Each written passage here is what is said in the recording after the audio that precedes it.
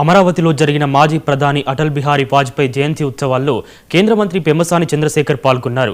రాజకీయ విలువలు నేర్పిన మహానేత, ప్రపంచ పటంలో భారత్కు గుర్తింపు తెచ్చిన తత్వవేత్త వాజ్పేయి అని వెల్లడించారు.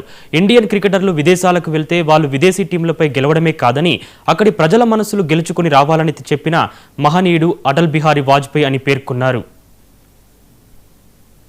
వాజ్పేయి గారిని స్మరించుకునే అవకాశం ఒక గర్వంగాను గౌరవంగాను అమరావతికి శుభ సూచకంగాను భావిస్తున్నాను. అయితే నేను మూడు విషయాలు మాట్లాడదలుచుకున్నాను. మొదటిది కార్యదక్షత. అతి తక్కువ మంది నాయకులలో సాహసం, సౌమ్యం రెండూ కలిసి ఉంటాయి.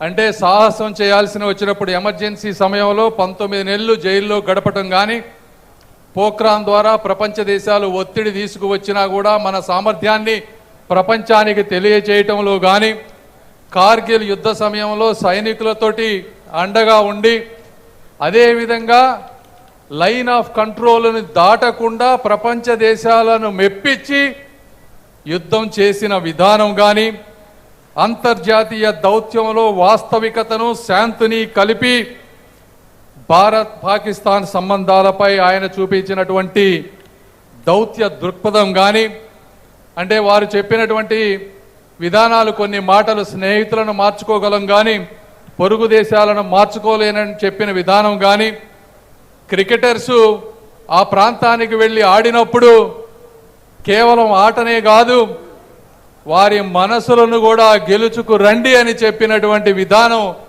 ప్రతి ఒక్కరికి